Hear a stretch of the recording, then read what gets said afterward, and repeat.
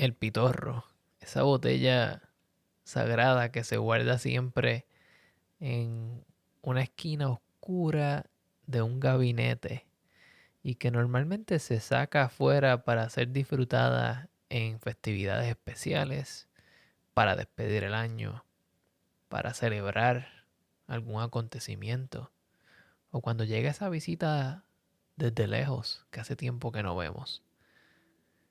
Hoy me senté a hablar con Cristal Rivera, cofundadora de Puerto Rico Distillery, una destilería dedicada a hacer el pitorro en el estado de Maryland, en los Estados Unidos.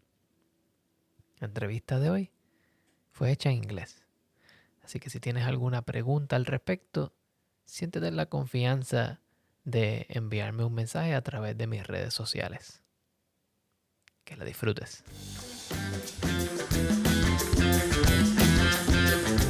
Bienvenidos a The Food Engineer Podcast, un podcast dedicado a la exploración de alimentos y bebidas fermentadas. Yo soy tu anfitrión, Cristian Mercado.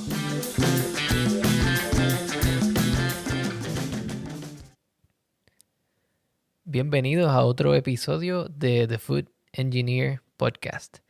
En el día de hoy voy a estar entrevistando a Cristal de Puerto Rico Distillery. Esta entrevista va a ser grabada en inglés, así que prepárense y si tienen dudas o preguntas, pues me pueden enviar un mensaje. Así que vamos al mambo. Hello, Cristal. How are you doing? Very good. Thank you for having me. Oh, it's a pleasure. Well, first of all, why don't you tell us a little bit about who Cristal is?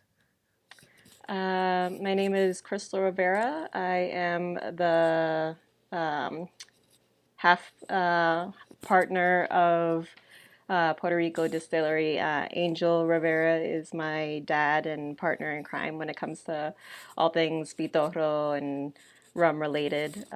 So I was born in Puerto Rico in Bayamon, and shortly after, a year after I was born, we started moving around because he was in the Navy.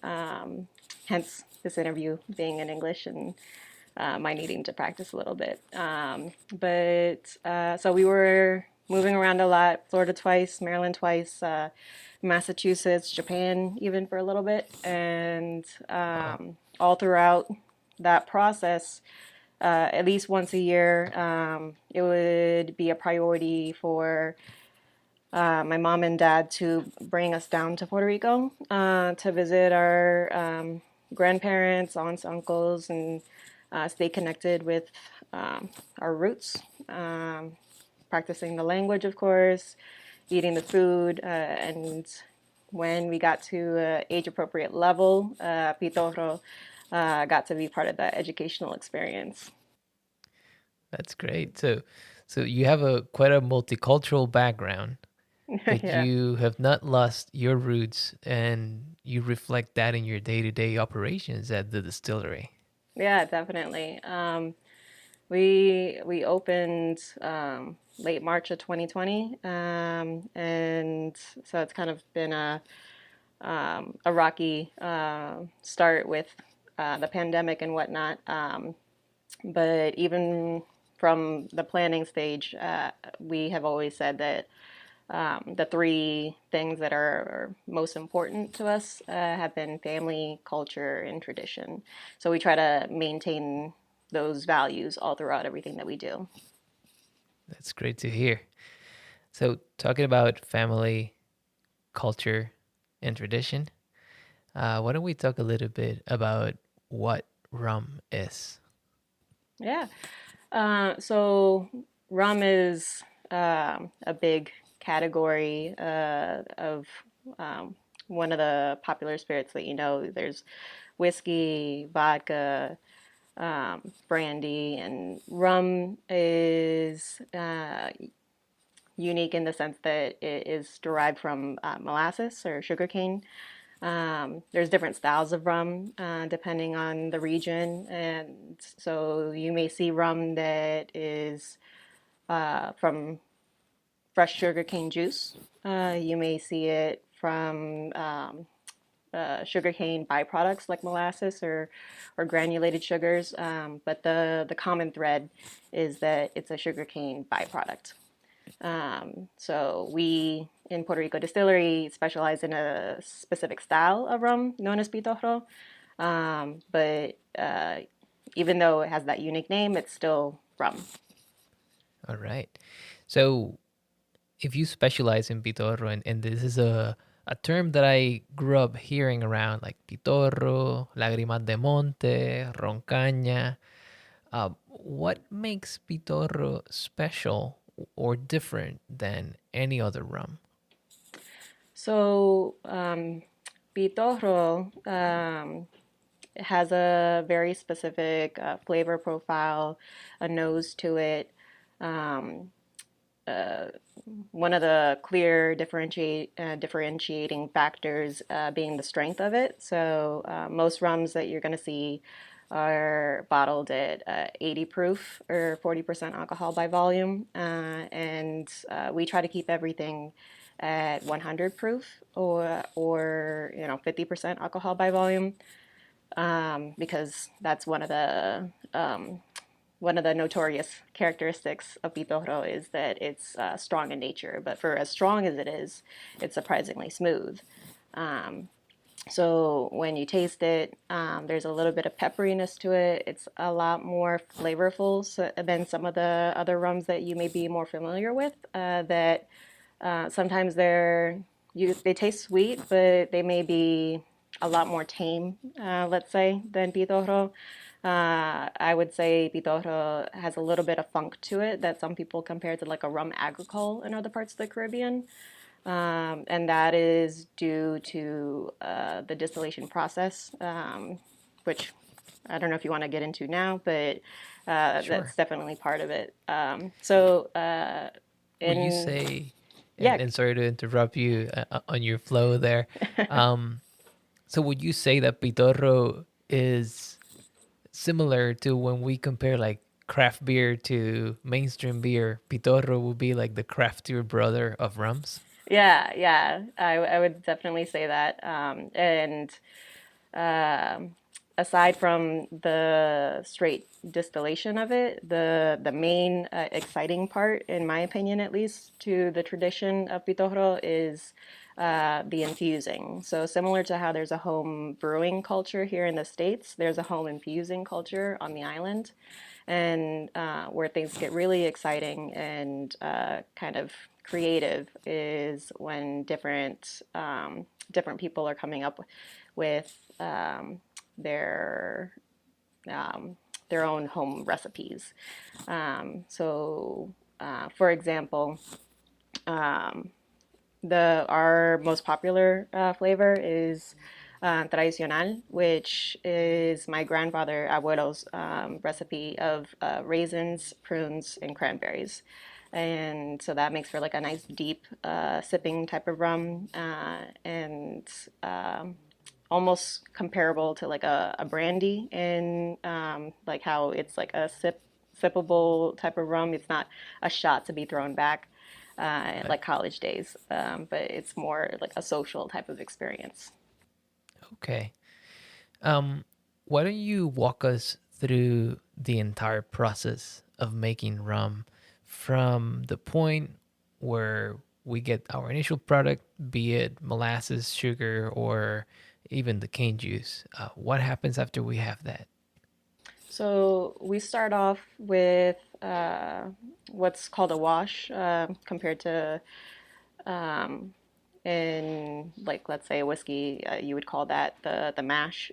So we take a combination of raw sugar and grade A molasses, and that particular ratio that gives us the flavor profile that we're looking for. So we will go ahead. We do everything in 55-gallon batches. That way, we're able to maintain the same recipes that we learned from the pitorreros up in the mountains. So we try to keep everything authentic in that sense. So we'll do a 55-gallon batch where it's molasses, sugar, water, and yeast. And that'll ferment for a little over a week. And then it's ready to go into the still. We have two 200-liter electric pilot stills that we alternate between. And so a distillation run will take about a day. Okay. And so during that process, it's about the first phase that you're gonna run into is the what's called the heads, and that's kind of like acetone. You don't want any of that in your rum. So when we're collecting, we're making sure that we do the cuts to isolate that part out. And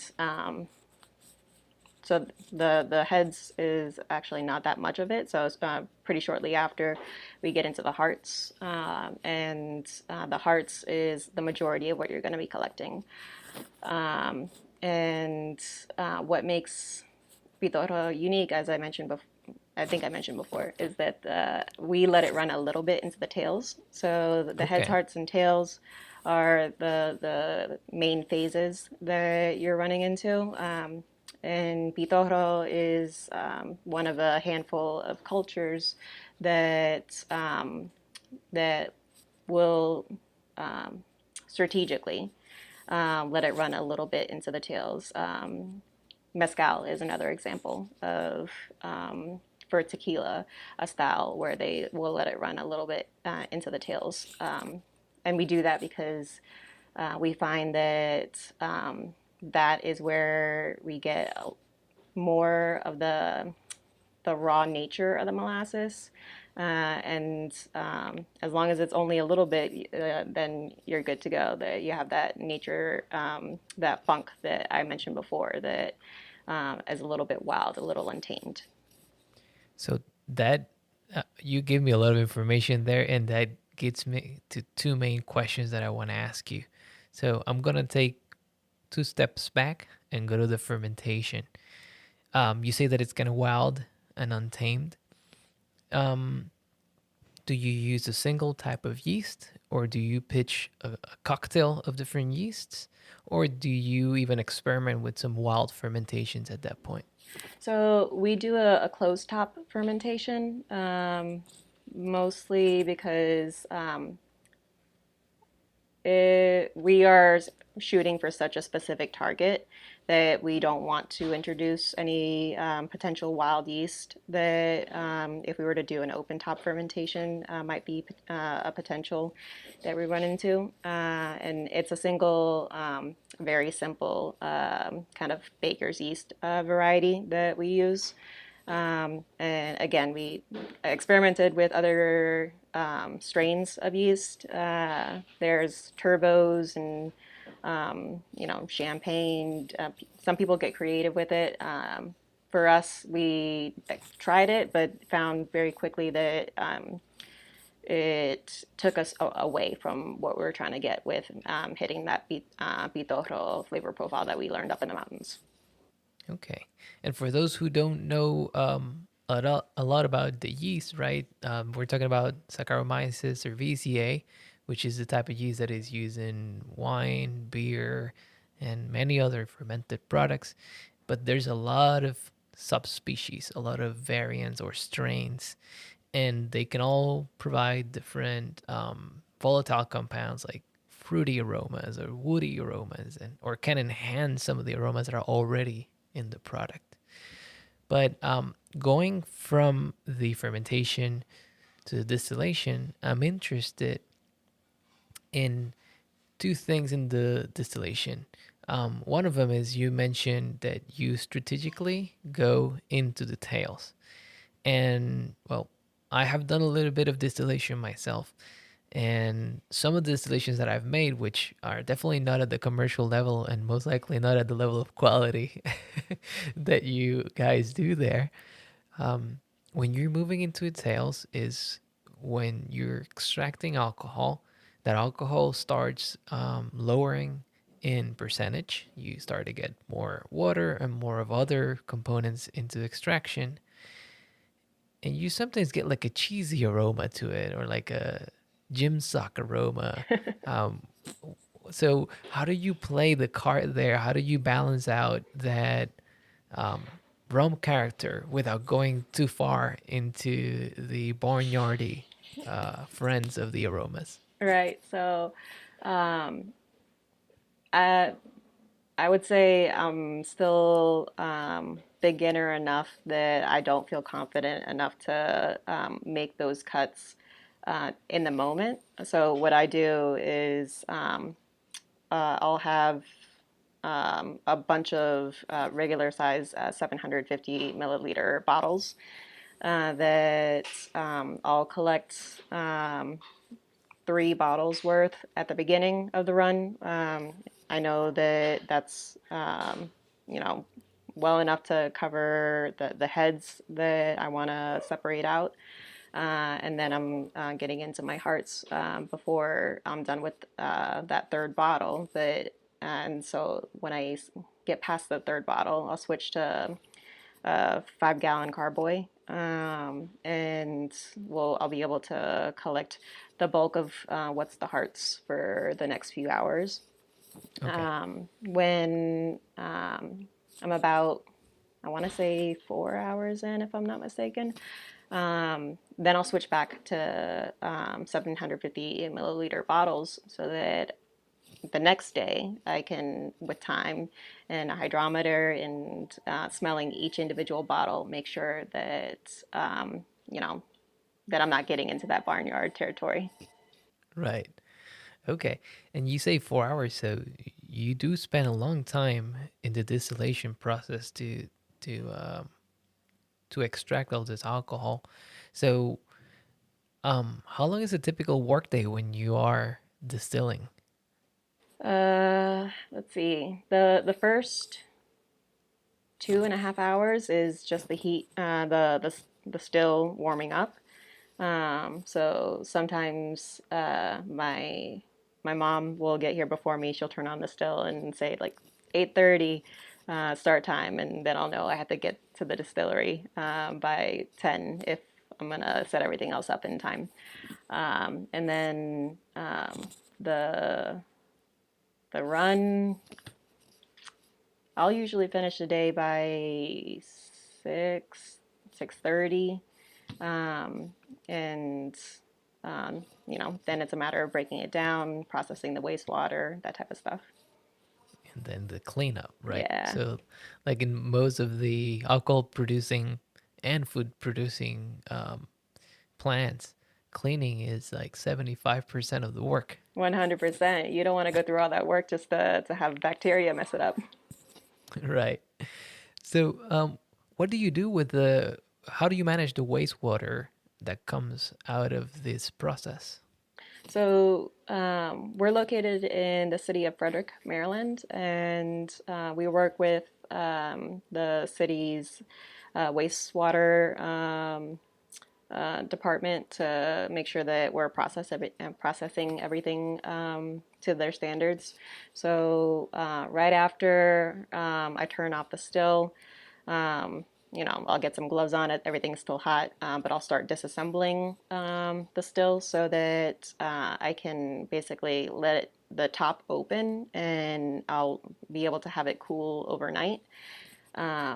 From there, the next day, I'll transfer it over into another 40-gallon container that it still has to decrease in temperature at least to 90 degrees Fahrenheit so that I can put it down the drain. The city doesn't want you putting scalding hot wastewater down there. But it's also I still need to treat it, because it's a little too acidic. So usually it's at 4.0 on the pH scale, and so I'll have to get some alkalinity increaser to bring it to a more neutral 6.0, 6.5. Okay. So normally when we have any fermentation, one of the first things that yeast do is they acidify the media so that they feel more comfortable and they start producing alcohol. So you're saying that this mixture has a pH of around 4. This is the wastewater after you have distilled? Right, exactly. Okay. Interesting.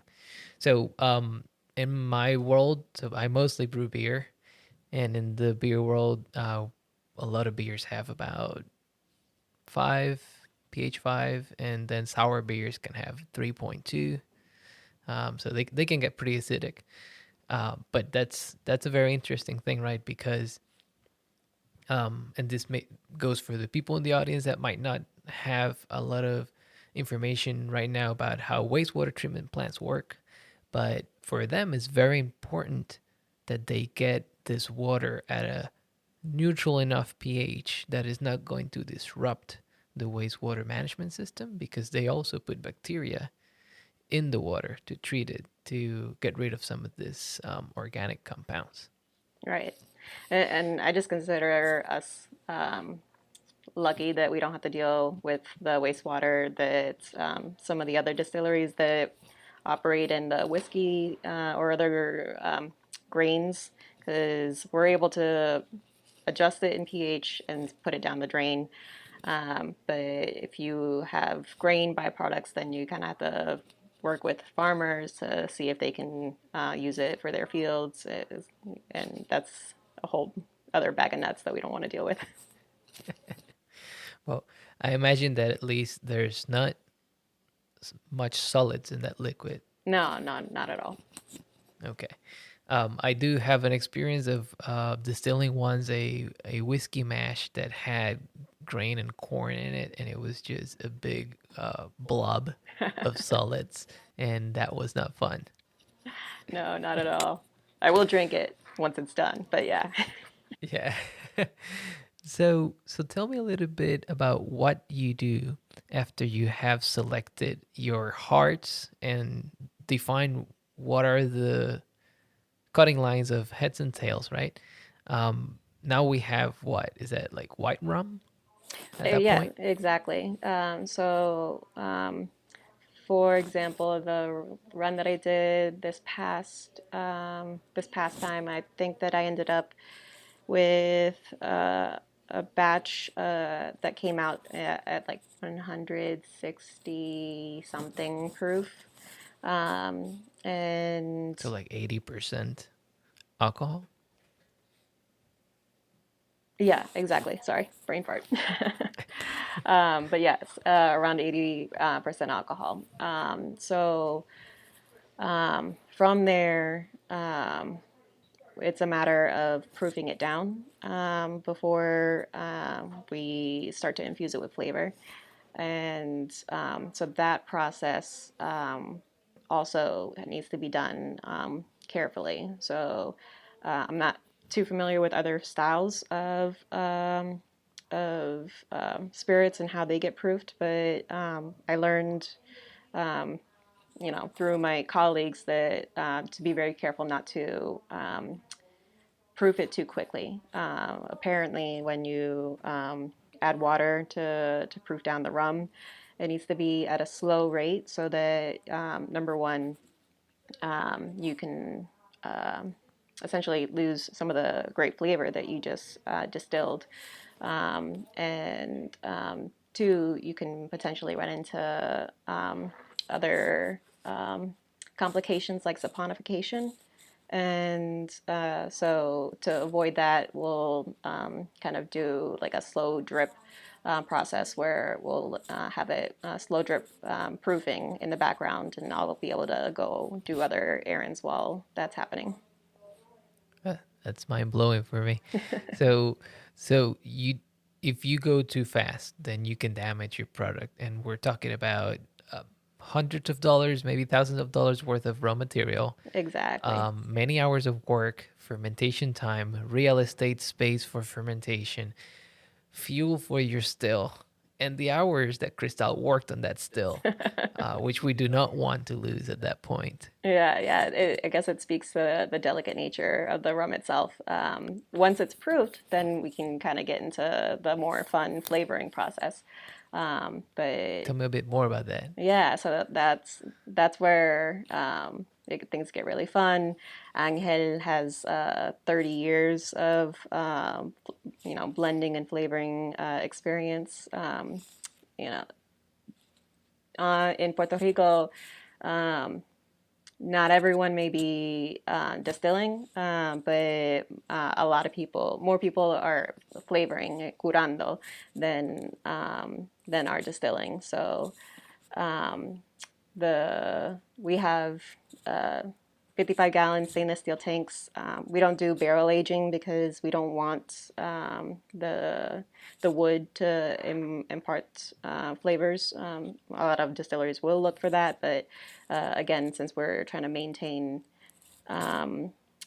the authenticity to how things are done on the island, if you were home curando, then you would probably do it in a bottle.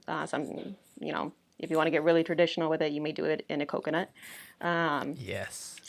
But so you have a bottle that you may, add whatever flavoring ingredients, mango, palcha, whatever it is that strikes your fancy, and you'll tuck it away, shake it up every now and then, but you'll let it infuse for a few weeks, a few months, depends on what the flavoring ingredient is. So if you have something soft and porous, like how I mentioned, the traditional uses the raisins, prunes, cranberries, that may be ready a little more quickly than, say, our coco pitorro, that we use hard diced coconut chunks that it takes a lot more time for the harder ingredients to naturally release those flavors. And then after that flavor is done, typically you drink it straight out of the bottle. Because we want the customer to get 100% of the liquid and not have the filler fruits in it, we'll rack off the fruit, and we'll filter it out so that the customer is getting a more clarified and refined product at the end. All right. The first time that I tried rum was out of a coconut, Nice. and then I ate the coconut, and it was a strong experience. Um, That's not bad for a first experience. I think someone set you up good. yeah. So in my neighborhood, right? I come from Puerto Rico as well, and they would get a coconut, uh, like a dry coconut or like a more mature coconut. Take out the water, put the rum in, put a plug on it, save it for 30 days, I think it was, and then you can drink it straight out of the coconut. But then you talk about the different types of flavorings that you add to it, depending on what strikes your fancy. What are your favorites? Uh, I would probably say that I've brought up tradicional a few times already because that is my favorite. It's abuelo's recipe, so it's got the sentimental aspect on that end, but also um, like I think the taste is just for me like on point. We have a very popular seasonal flavor that I taste it, and it tastes like Navidad. Like it's cocoa chai, so coconut and chai tea Oh, flavor. wow. Okay. And we're about to run out of that, but the that is one of the favorites. I'm a coffee lover as well. So our coffee pitorro is kind of like sipping on espresso. Ooh. So really, whatever your favorite flavor is, like my mind is always going like, can that be a pitorro? This is very interesting to me. I've been studying fermented foods and fermented beverages for a year now, and I see a lot of similarities, and I try to like draw lines between different products of different lands, if you may. And Pitorro, in a certain way, reminds me of the great wines of Bordeaux, or maybe the beers, the sour beers of Belgium, where you have a separation between the main production of the product and the blending and the flavoring. Yeah. And so, would you say that um, the training to develop a palate for blending is something that comes with the person, or would you say that it's something that can be trained into a person? I think I definitely think it's trainable. And some people are more natural than others. Um, but um, but we always say that the best pitorro is the pitorro that you flavor yourself because you're gonna make it exactly to how your liking is. I tease my dad because he tends to err on the sweeter side, Mm-hmm. and I like things a little drier. So, of our flavor options, we have kind of a spectrum so that wherever you fall, you're gonna find something that you like. But if you like things a little sweeter, then you can make it so you can make it exactly to how your preference is. Okay. So we have like the crystal side of the spectrum and the angel side of the spectrum. Yeah. Um, so tell me a little bit about how should we savor, how should we enjoy, and how should we consume rum from your perspective as a distiller? As a distiller, I think if you're starting with quality product that you don't need to load it up into like a cocktail. Cocktails are great every now and then, but if you're starting with something great, then you should be able to sip it on its own, in my opinion. And the Pitorro has been, you know, has generations of history to it that, and the idea of putting it into a cocktail is, I would say, a fairly new one. It used to be my great grandfather's generation used to just drink it straight. They would have been working long, hard days in the field. Want to take the edge off the day and kind of get straight to the punch.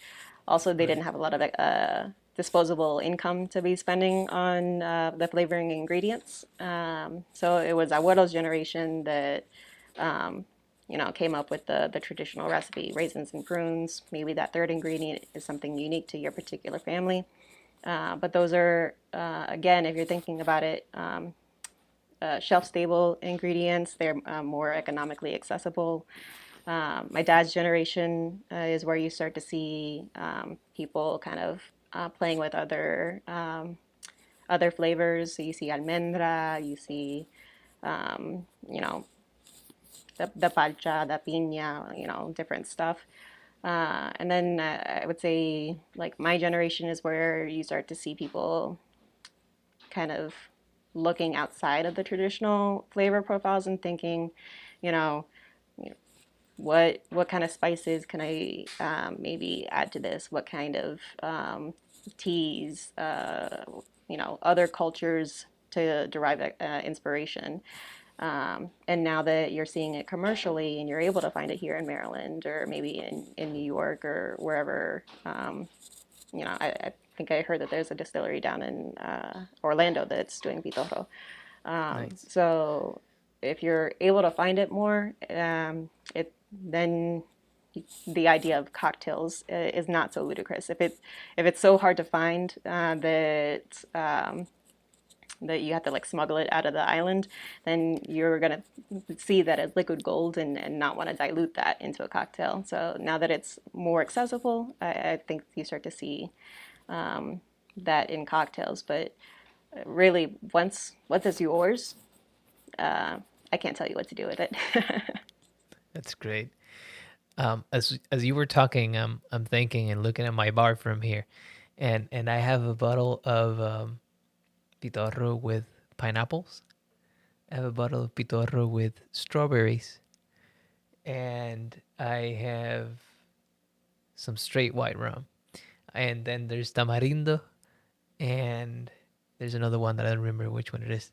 So those are flavors that I enjoy a lot. But it makes me think, um, some of these ingredients that you use for infusing your pitorro will have more water than others. Like if I add fresh pineapples versus I add coconut, do you strive to get to a standard amount of alcohol, or does it vary with the infusion? We do, at least here at Puerto Rico Distillery, we try to maintain that strength in the alcohol.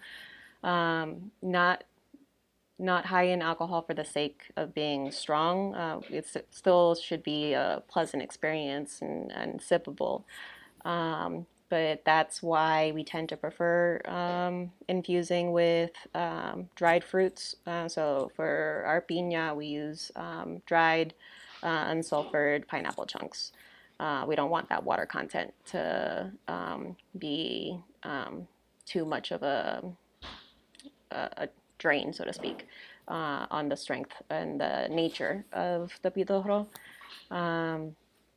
And so when, funnily enough, when the pandemic actually first started was when we were doing our grand opening.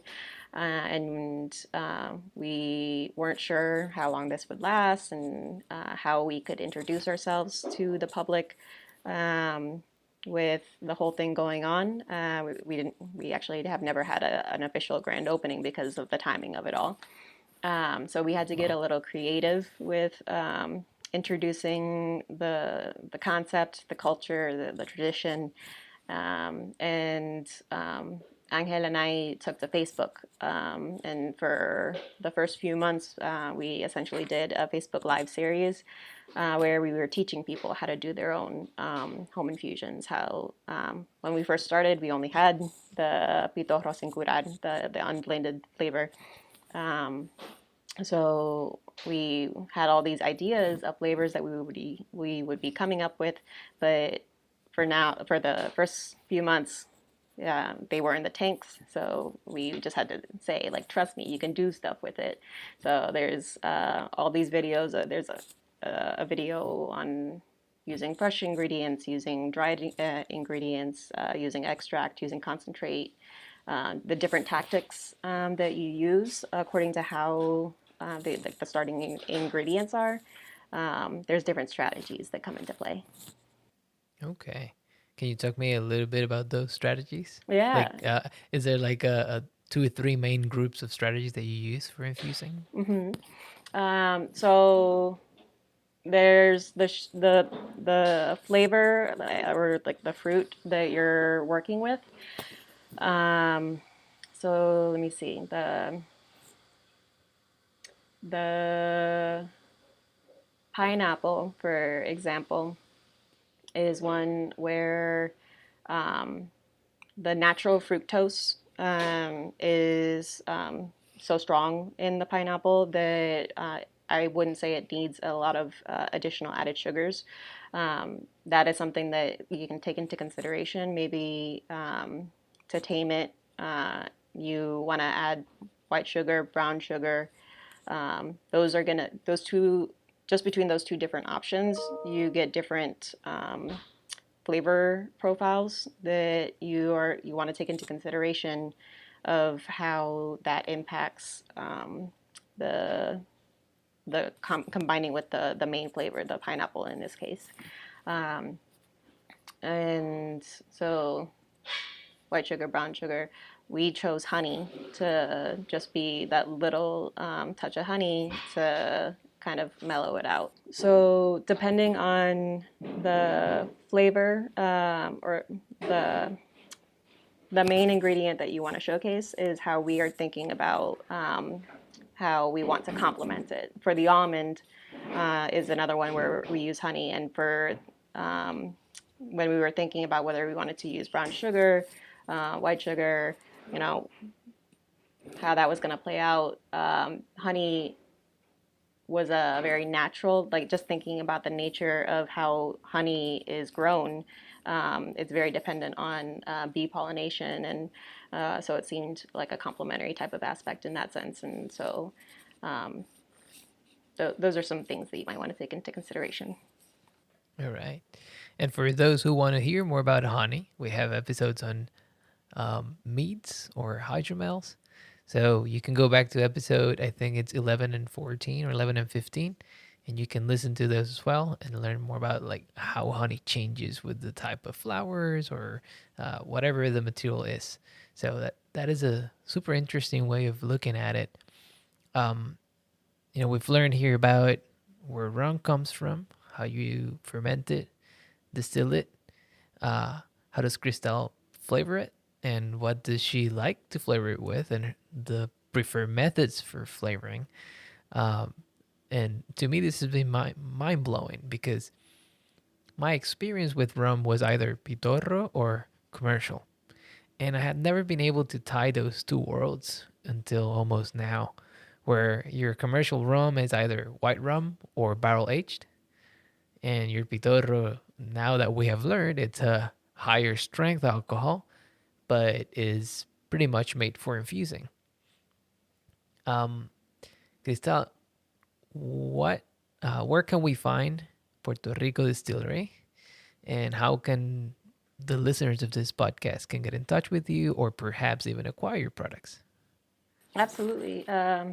So you can find us first online. You can find us at www.puertoricodistillery.com. On social media, that's where you're going to see all the latest up-to-date information, because sometimes you can find us out in farmers markets and or festivals, things like that. Our distillery itself is located in Frederick, Maryland, 1341 Hughes Ford Road, Unit 113A as an apple. And so the GPS takes you a little off. It will get you to the building, but it'll take you to the wrong side. So we're on the side of the building that's facing the airport. But check us out. We're full production during the week, so we're open to the public on weekends.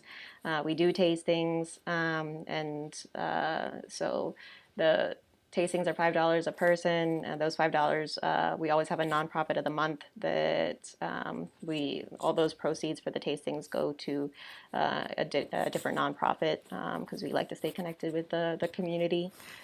And so you can try 4 different flavors of either the rums, or we also have 3 ready-to-drink cocktails to choose from. So if you like things a little more mellow, a cocktail may be more up your alley. But we are just starting off, so you can find us in, our website will have the most up-to-date list, but we're in 26 of the Montgomery County alcohol beverage system liquor stores across Montgomery County. We're at the wine districts here in Frederick. A few restaurants have us. Isabella's here in Frederick. Taneytown Liquors, 818 Market in Catonsville. But definitely check our website for the most up-to-date list and see what's closest to you. We're not shipping yet, unfortunately, but if you have a friend that lives here in Maryland, then sometimes they can send it for you. Or they can buy maybe some swag and get some baseball caps like the one that you're wearing right now. Exactly, yeah. The Jibaro is our go-to mascot, so the hat is brand new. We have shirts, shot glasses, all that good stuff. Awesome. Well, Cristal, I want to thank you for taking some of your busy time and explaining to us what you do in depth, and also educating everybody about Pitorro, how to enjoy it. And I wish you the very best to you and to your business. Thank you so much for having me.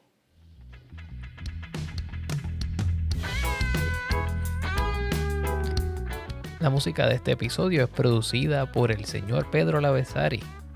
La canción que están escuchando ahora mismo es Distant World de Fellow Marshall, la última creación de reggae de Pedro Lavezzari. Si quieren aprender más sobre la música de Pedro, pueden ir a Bandcamp y buscar su nombre, Pedro Lavezzari. Que lo disfruten.